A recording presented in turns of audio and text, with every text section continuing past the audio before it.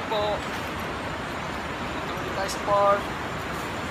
Tayo po ay parang ka po bisita ulit.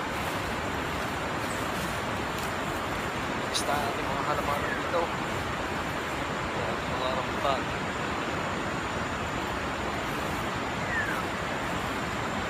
Tayo pupunta ng tapos dito. Tayo mag-schedule sa sama. Alam po natin yung sama po parang mga gusto na ito. Ang 2 weeks na nga po ulit nakalipas. May mapapagod na buhay. Tapos na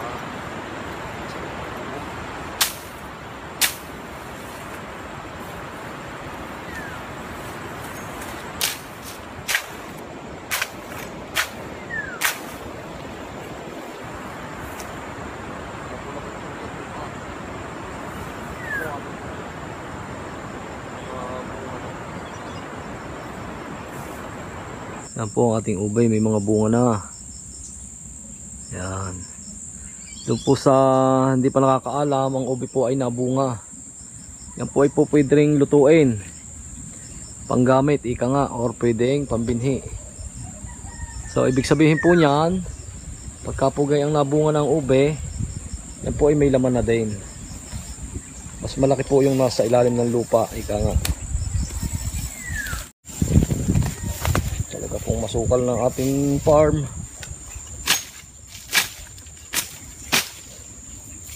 Kailangan po uling palinisan na ulit.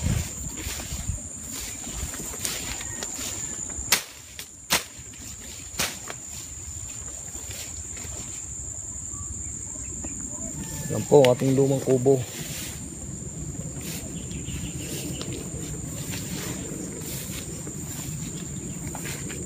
Kung papaya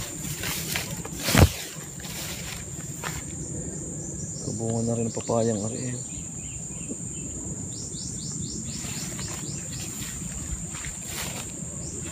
Yan po, pasisilip ko po sa inyo ating gabihan na malapit na nga pong harbisin. Yan po ang ating mga gabihan.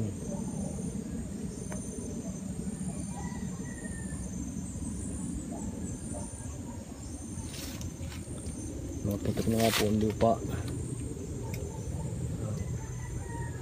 Ibig sabihin po niyan ay yan po ay may laman na. Pwede na pong harbisin pero isasagad po natin ang gulang.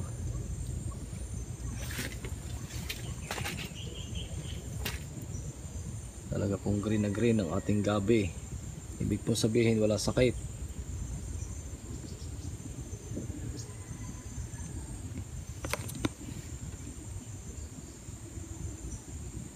Po, ang ganda po sa tabi ng lunas yan.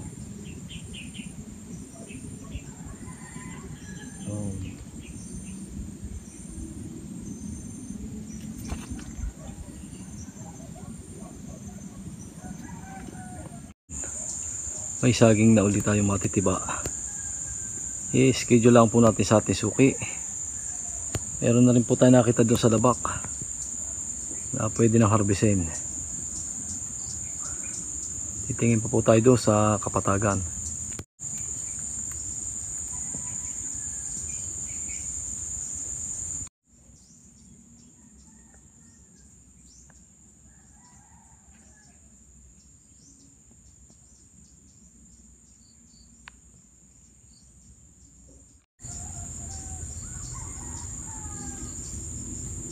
Bunga na uli ang ating upo.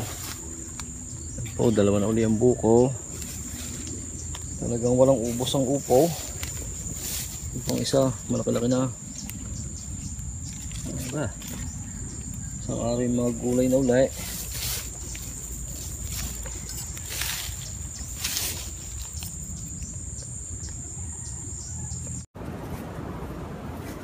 Itistig po tayo ng isang puno ng ating gabi. Tingnan po natin kung maganda na ang laman. Kung po pwede na harbisin.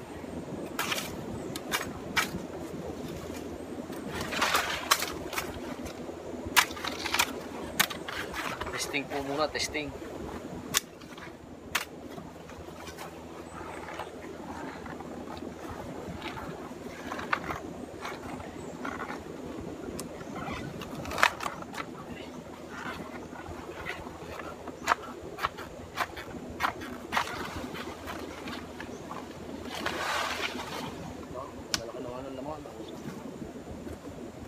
nga po. Bilangin po natin. Yan po, pagka po tayo maghuhukay ng gabi, yan, halimbawa nabunot na po natin yung puno, bibilangin po natin yung mga markang yan. 1, 2, 3, 4.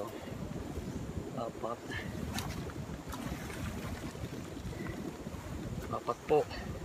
4 po yung pinagtanggalan, ibig sabihin nakuha na po natin yung isa, ibig sabihin may 4 pa doon sa lupa. Tingnan po natin. Testing lang po ito.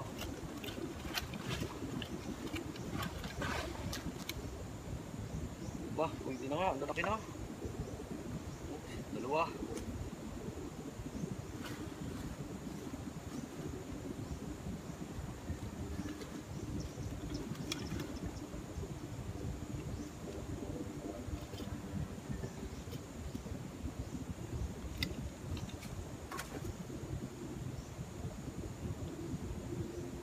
Yan po ang laman ng ating gabi. Kitang kita po ang laman. Ang laki. Wow, pera na to. Aba, ang haba 1 kilo to. 1 kilo or pa isa. Ito pong isa. Yung ang alawang pong hukayo, pagkaganda po ang pagtatanim. Dahil ang amin nga pong pagtatanim ay pahiga. Kasi yun po ang purpose kung bakit nga po pahiga, para maalawang harbisin. Ito po isa. Po isa. Yung. Saan kaya yung? Yung, hindi na.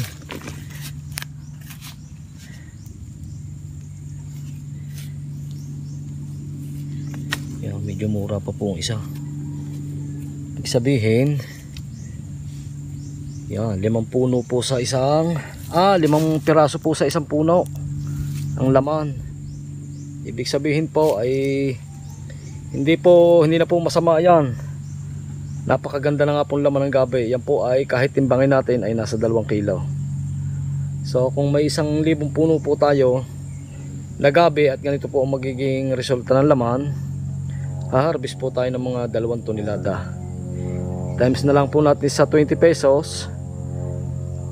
Pagdating sa market, haharvest po tayo sa gabi ng 40,000 sorry po, 40,000 na net sa loob ng 8 buwan. Dahil ito pong ating gabing ito ay road to 8 months lang po. Lalo na kung pasasagadin natin ito ng 1 taon, mas malaki nga po ang nilalaki. Yan po, kayo po ang saksi. Tayo nga po tumisting ng 1 puno. Ito kanyang puno. Ito po ay nung itanim natin ay maliit lamang, siguro mga ganitong kalaki. Yan, ganyan kalaki. So siya po ay lumalaki na sa lupa. Hahanap pa po tayo, baka meron pa.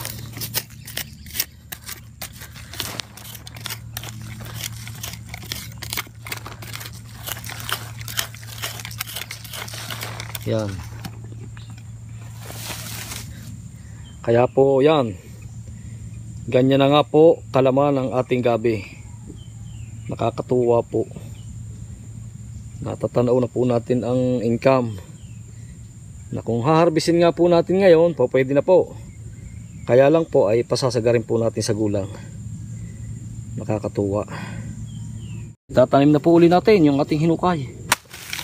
Puputulan lang po natin ng ganyan. Napaka basic po ang pagtatanim ng gabi. Ihiga na ulit pa ganyan. Tataklo ba ng kaunting lupa.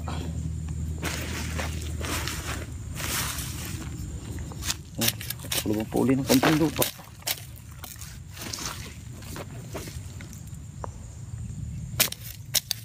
Pero ang gamit po natin ay asada or asarol. Ito yung kumbaga sa mga sampu lang. Sampu lang po yan. Ito yung gabi. Yan, okay na po yan. Sisibol na po uli yan. At pagdating nga po ng tamang panahon, tayo po may mahuhukay na uli sa puno yan. Ganda ng laman. Nakakatuwa po ang ating gabi. Talagang napakalaman. Kung tayo man po ay medyo sumala sa luya, dito po tayo babawi sa ating gabi. Kaya magaling po yung maraming tanim. Kaya nga po, gaya ng sabi natin, pag sumala tayo sa isang crop, may pagkakabawian pa po tayo. Para din po nagtatanim ng mga gulay, yung mga tulad ng mga ampalaya, sitaw. Magaling nga po yung marami na mga naka-intercrop sa ating mga tanim para isang halimbawa po, dumaan yung mga kalamidad or bagyo at nasira po yung iba, may pagkakabawian pa po doon sa katulad ng iba nating crop na tanim. Kung malawak po ating taniman ay mas mainam po maraming tanim. Salamat po. So yan po ang isang parte nating luyahan na nakalibre nga po sa Pasig. Isang kabukod nga po ito. Ating po lilinisan ng gilid. Baka po pag may awa ang Diyos sa isang araw po yung ma-harvest na din.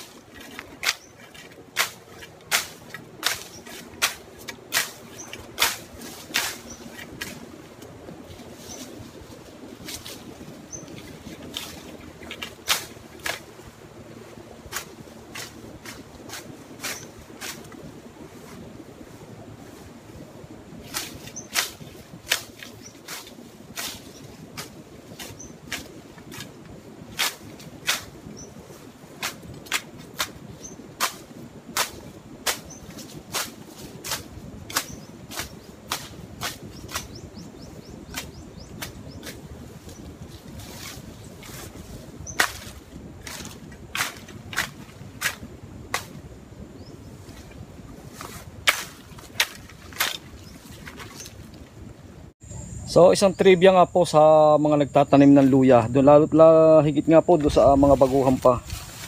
Ito pong ating luya, pag itinanim po natin ang buwan ng Mayo at dumating nga po ang December at ganito pang sariwa ang dahon or ganyang kasigla, siya po ay ligtas na sa pasik o sa pamumulok ng laman.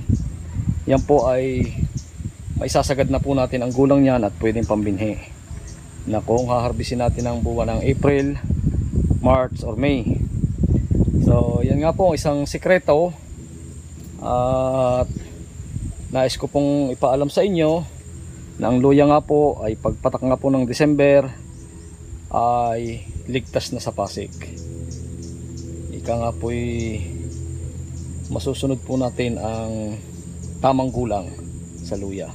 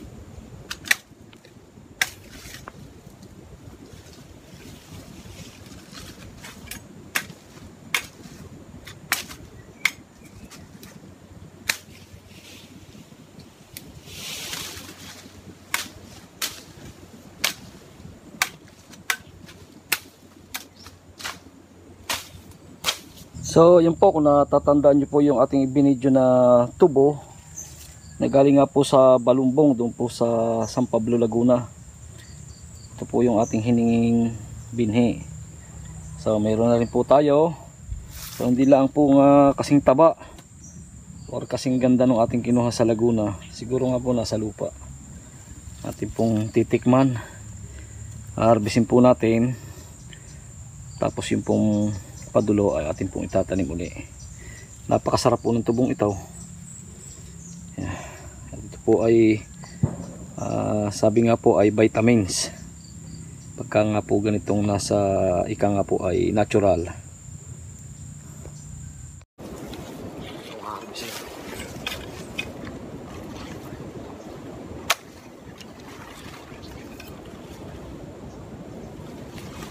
Po itong badila, malambot po ang laman ito.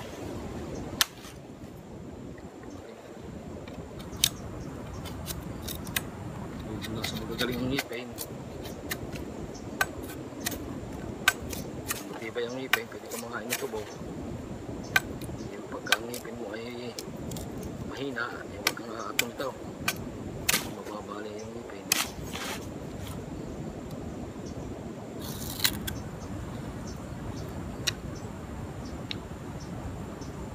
Sarap.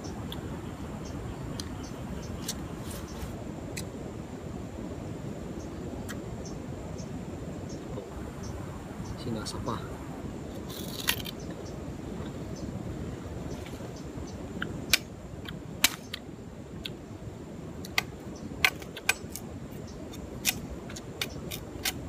Galing po ang binhin ito doon sa farm ng kaibigan nating OFW. Shoutout nga po pala sa Buntad family ng bayan ng San Pablo, Laguna. At yung pong ating kaibigan sa kasalukuyan po ay nandun sa USA sa Amerika. Shoutout po sa inyo, sir, at magpagaling po agad kayo.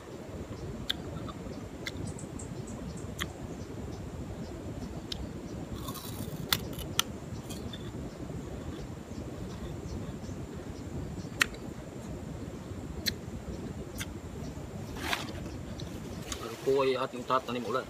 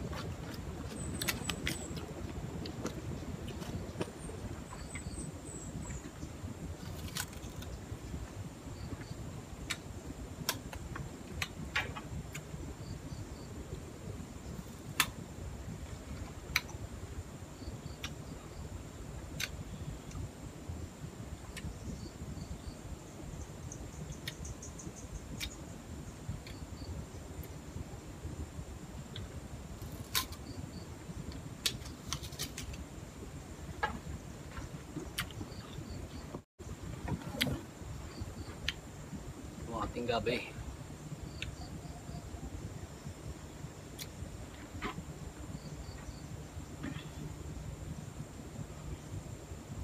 Isang puno, 5 laman. Napakaganda laman.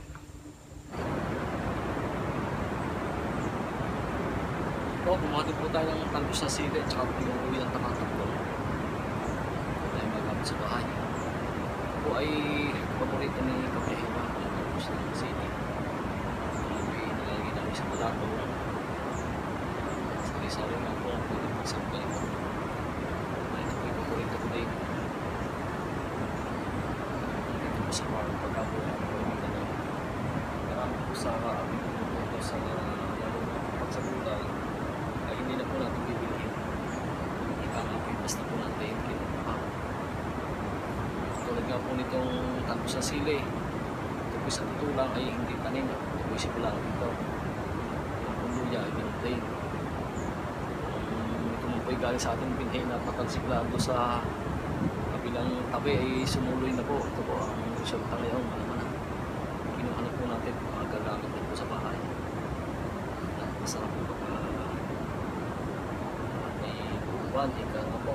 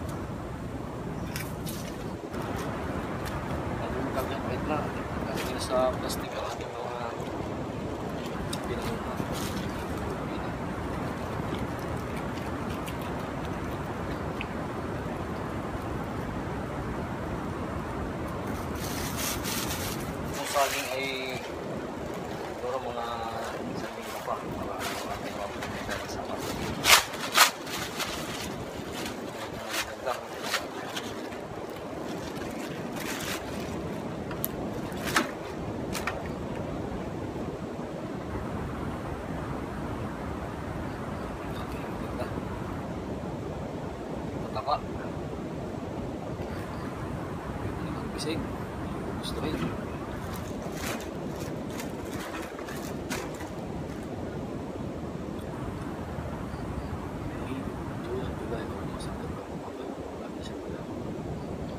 To 7 months lang pala. January pa pala, 8 months na. Isipin niyo po, ang laki na agad. Kung po magandang lupang natamay talaga. Kaya ang laki ng gabo. Ang bukube. Hindi nga lang po tayo siniwarte sa luya.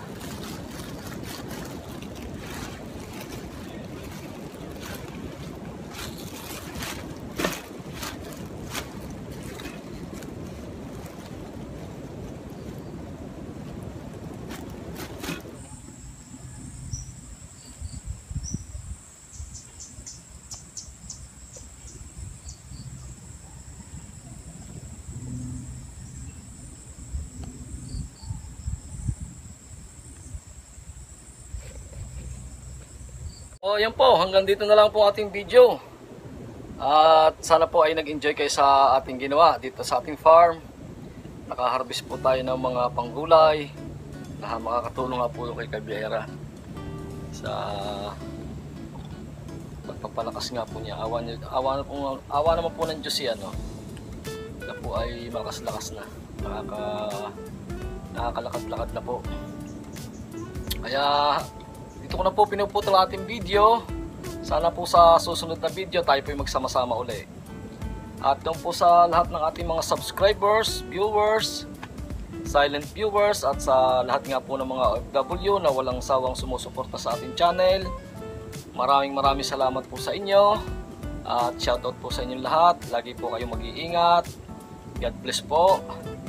At mahal ko po kayong lahat. Maraming po salamat.